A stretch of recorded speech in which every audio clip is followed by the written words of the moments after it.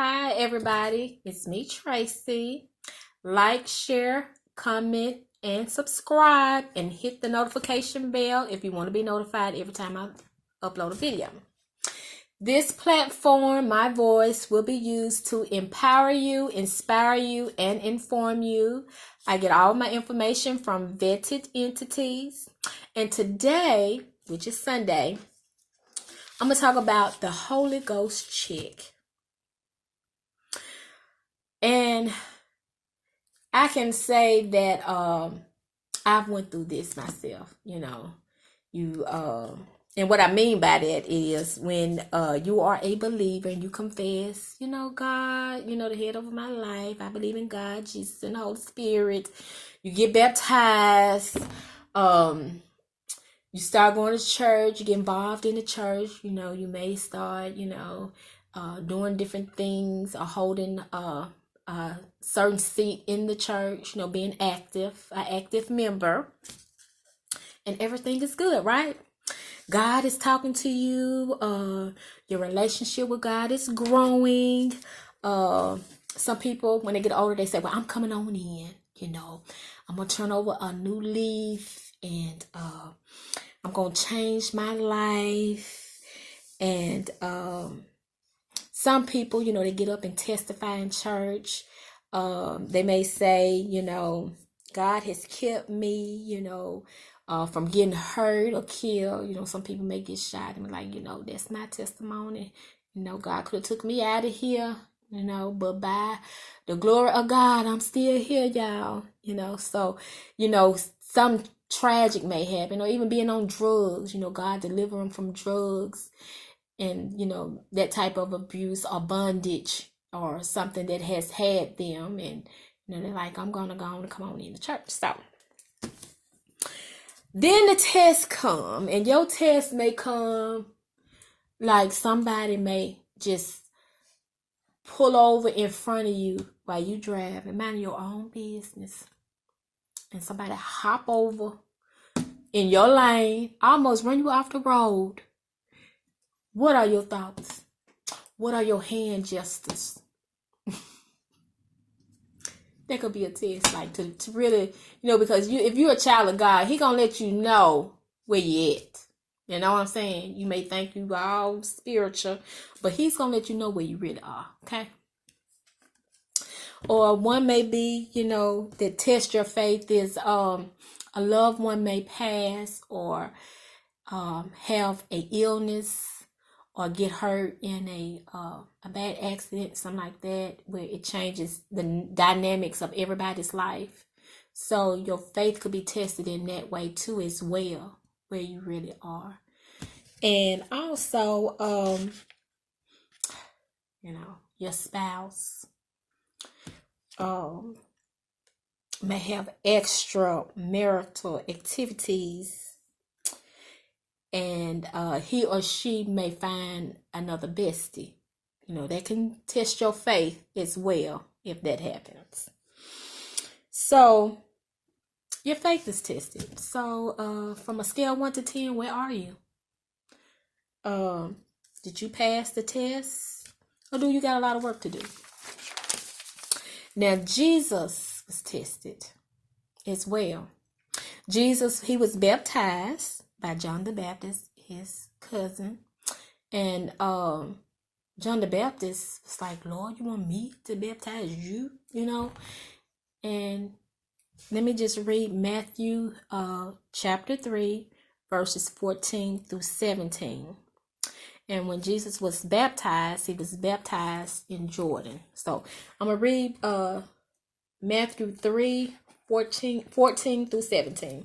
And it says this: But John forbade him, saying, I have need to baptize of thee, and comest thou to me? Like, Lord, you coming to me to baptize you? And Jesus answering and said unto him, Suffer it to be so now, for thus it becometh us to fulfill all righteousness. Then he suffered him. And Jesus, when he was baptized, went up straightway out of the water, and lo, the heavens were open unto him, and he saw the Spirit of God descending like a dove and lightning upon him. And lo, a voice from heaven saying, "This is my beloved Son, in whom I am well pleased." Okay? So after this, y'all, the Spirit led Jesus to the wilderness to be tested of the devil. Jesus fasted for 40 days and 40 nights. He was hungry after that. And so let's read Matthew chapter 4, 1 through 11. And this is the actual test of Jesus. And then after that, we're going to go through and we're going to pinpoint all the little things that the devil tried to do to Jesus. Okay? So, chapter 4, verse 1. It says, "Then was Jesus led up of the Spirit into the wilderness to be tempted of the devil. And when he had fasted 40 days and 40 nights, he was afterward and hungered.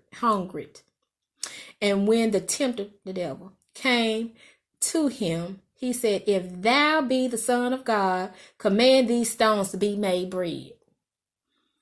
But he answered and said," this is Jesus, "It is written, man shall not live by bread alone, but by every word that proceeded out of the mouth of God. Then the devil taketh him up into the holy city, and setteth him on a pinnacle of the temple, and said unto him, If thou be the Son of God, cast thyself down, for it is written, He shall give his angels charge concerning thee, and in their hands they shall bear thee up, lest at any time thou dash thy foot against a stone. And Jesus said unto him, It is written," again, because Jesus is the Word now speaking in flesh, "Thou shalt not tempt the Lord thy God." Again, the devil taketh him up into an exceeding high mountain, and showeth him all the kingdoms of the world and the glory of them. Excuse me, y'all. And said unto him, "All these things will I give thee, if thou wilt fall down and worship me." Then said Jesus unto him, ooh, I know Jesus was upset. He's hot. Like, "Get thee hence, Satan, for it is written, Thou shalt worship the Lord thy God, and him only shalt thou serve." Then the devil leaveth him, and behold, angels came and ministered unto him. So the angels came to minister to Jesus. Okay.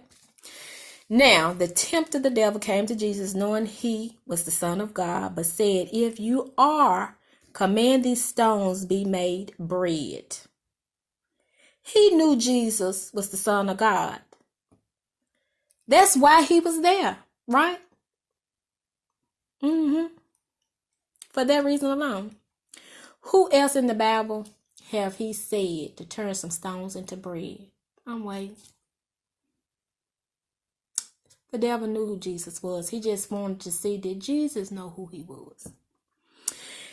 Now, the devil was doing this like he was somebody, like Jesus, needed to impress or prove something to him. He now is trying to get clout and to validate himself like people do on TV. Like, somebody go after a star or a celebrity and they start saying things, trying to get a reaction so they can get their little 1 minute of fame. That's what the devil was doing here. Now, he takes him to the holy city, sits Jesus on a pinnacle, which is the highest point in the temple, and wants Jesus basically to put on a show because, he knew that there was going to be people there at the temple. So if Jesus would have jumped off, he knew the angels was going to come because he knew the word. He knew what it was written, what was going to happen. So basically he wanted Jesus to put on a show for him. And Jesus was like, no, not doing that. No. And Jesus told the devil, "It is written again, Thou shalt not tempt the Lord thy God." Then he takes Jesus to a very high mountain and shows him the different kingdoms of the world and the glory that they have. he will give to Jesus if he fall down, meaning Jesus bow down, bend down before him like he's more than Jesus. And he will give all of this to him. So you have to stop right there for a moment. You got to know who you are and whose you are, or people will take advantage of you, run all over you, and disrespect you, point blank, period. So you got to know who you are. Right here in verse 9, the devil is trying to place himself like God. Only the one and only God that is creator of all shall be worshipped. Him only shall we serve. After he did all of this now, he leaves, and then the angels come to Jesus. That leads me to the verse of the day, which is James 4, chapter 4, verse 7. And it says, submit yourselves therefore to God. Resist the devil, and he will flee from you. Now, the Lord said you are hot or you are cold. There is no in between. Jesus was straightforward. Jesus did not miss a beat by telling every time the devil said something, Jesus had something to say too.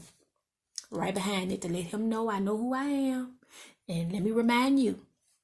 It says, he did not entertain the foolishness. He didn't. He said what needed to be said, and that was it. Got to respect that. That's what the devil, he had to respect it. The devil was watching Jesus the whole time, for the whole 40 days, because he came right at the end. So this is a enemy that's very patient. The devil was strategic, patient. He has a way with words, and he is a loan shark. So I'm going to go through all four of these, and we're just going to talk about it. So being strategic, Jesus was alone in the wilderness, away from it all. So he was by himself. The lesson in this for everybody, I would say, is have your village. I don't care how small it may be. Have a village. Everybody needs somebody. So always have a village. The second thing is the devil was patient. He was watching Jesus the whole time. And at the end, that's when he popped up.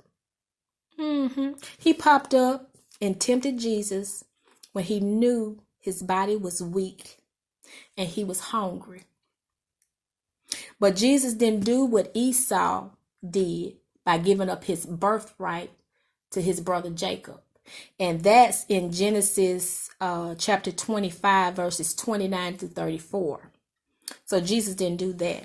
And the lesson in that is, if it's too easy, think a thing through.